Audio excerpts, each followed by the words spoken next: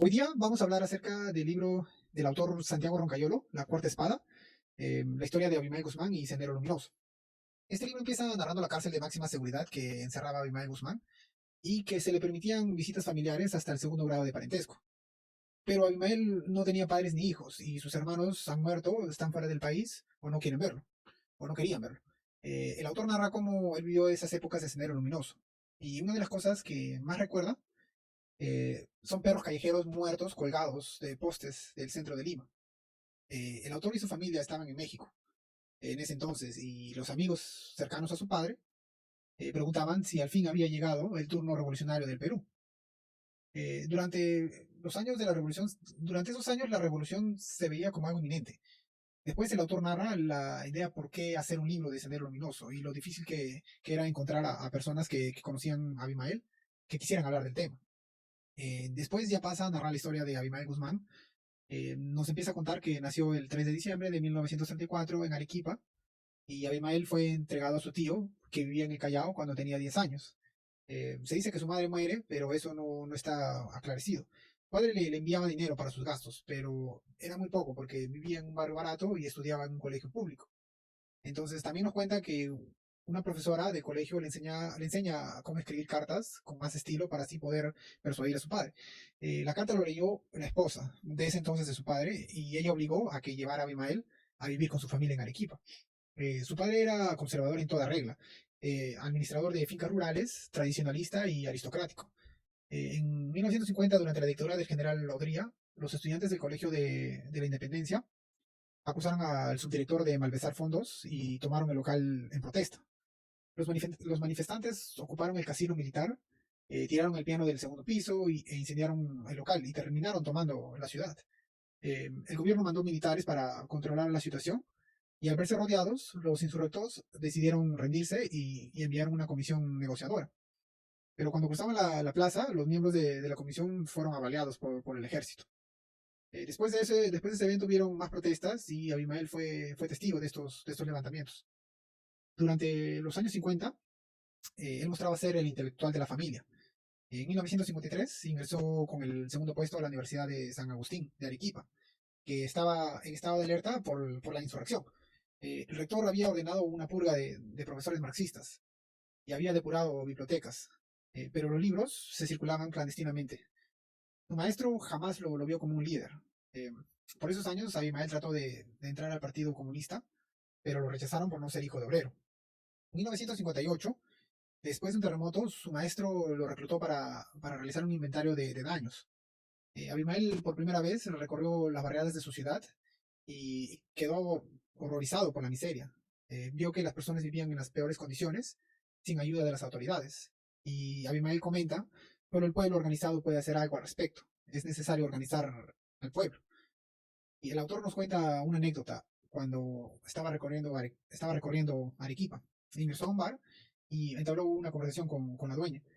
Y ella le cuenta que muchos de ellos no tenían problema con Sendero y que Sendero jamás atacó a la ciudad de Arequipa.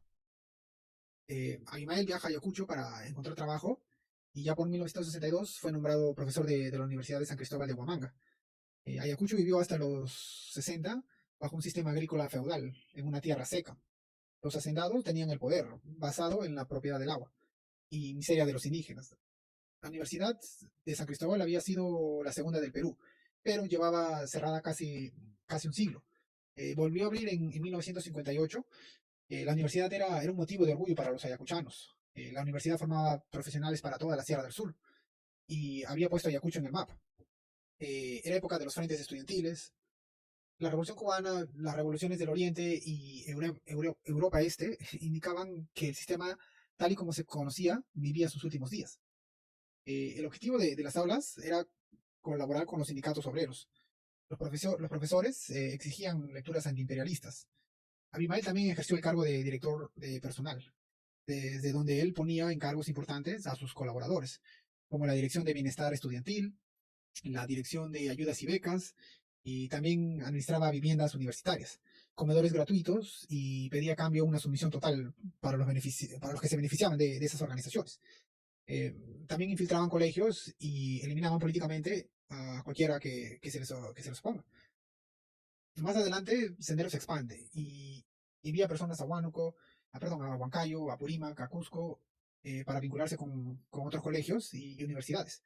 El plan era mover toda la región del sur. Durante los 60 y 70, ese era el trabajo político de Abimael. Repartían sus libros escolares. Hasta el momento, los textos habituales se elogiaban al maestro, al profesional y al policía. Pero en los pueblos andinos no habían maestros ni profesionales, y los policías cometían abusos. Los libros de Sendero hablaban del pan, del trabajo, del campo y cosas concretas y cercanas. Los libros no mostraban voces ni martillos, ni emblemas rojos, y pasaban desapercibidos. Un dato muy cierto que el autor narra es que en el Perú los gobernantes nunca han entendido el poder de la educación. Siempre lo han despreciado. Pero comenta que algún día tendrán que explicar por qué el grupo más sanguinario de la historia del Perú estuvo dirigido por maestros. El- lo más que me interesó del libro son las anécdotas de las personas más cercanas a Abimael que el autor cuenta. Eh, con los años, eh, con los años esto se convirtió en una guerra sangrienta entre militares y senderistas, y en el medio los campesinos y las personas de los diferentes departamentos del Perú. Abimael pedía la sumisión total de sus camaradas, y a diferencia de los militares, los senderistas no contaban con muchas armas de fuego, mataban con machetes y puñales. Y cuando una persona mata a alguien de esa manera, ya está dispuesto a hacer cualquier cosa. El autor también cuenta los diferentes testimonios de personas que narran haber visto cuerpos dinamitados, cráneos abiertos, personas descuartizadas. Eh, el primer atentado de Sendero fue en la madrugada de las elecciones del 17 de mayo de 1980. Eh, Quemaron las ánforas y el libro de registros. A lo largo de los primeros años, eh, entre los primeros años 80, fue quedando claro que Sendero Luminoso estaba mucho mejor organizado que el Estado. Sendero tenía la claridad estratégica absoluta, especialmente en la Sierra Sur. Y la encargada de dirigir la violencia en esa zona era María Pantoja, que se le llamaba Camarada Marcela. Y ninguna guerrillera latinoamericana había colocado mujeres en posiciones de mando. También, a diferencia de las guerrilleras tradicionales, los senderistas no llevaban uniforme. Eran un enemigo invisible, que se confundían con los pobladores inocentes. Eh, Otro evento que narra el autor: en marzo de 1983, los pobladores de Lucanamarca, una aldea a 4.000 metros sobre el nivel del mar, estaban cansados de Sendero. Con el fin de interrumpir el suministro de alimentos a la ciudad, Sendero había prohibido las ferias de venta y cortado los circuitos de comercio, obligando a los campesinos a cultivar solo para la autosubsistencia, ¿no? Sintiéndose respaldados por la presencia militar, los campesinos se atrevieron a matar a dos bandos senderistas, y lo hicieron con sus propias manos. La respuesta senderista fue una masacre de 69 personas. Para no desperdiciar balas, el trabajo se hizo con machetes y piedras. A todo eso, Abimael vivía en el pacífico distrito de Surco. En 1982, el partido empieza a referirse a la ideología de Guzmán, como pensamiento guía. En 1983, Abimael es el líder indiscutible de la República Popular, presidente del partido y presidente de la Comisión Militar.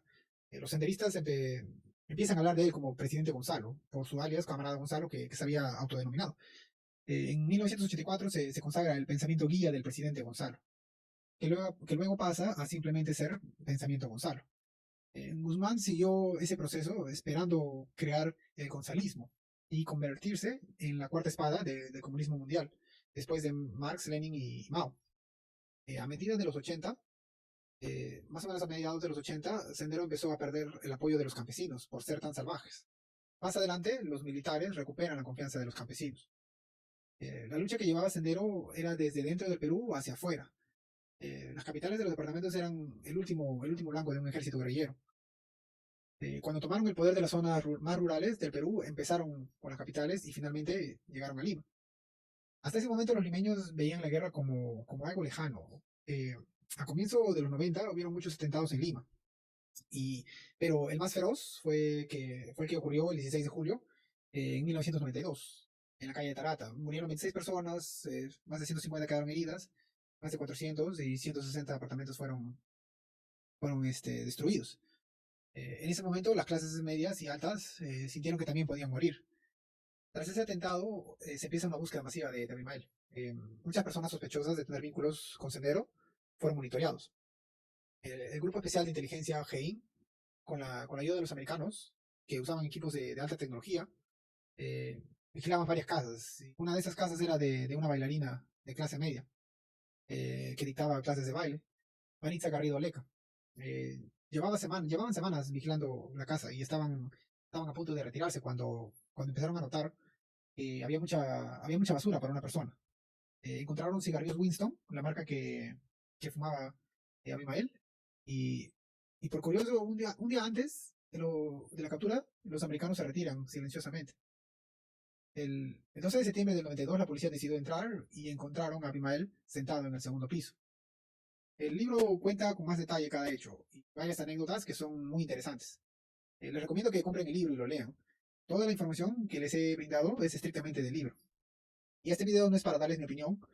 El único propósito es dar un resumen para animarlos a que lean el libro. Eso es todo por ahora. Les mando un saludo y hasta el próximo video.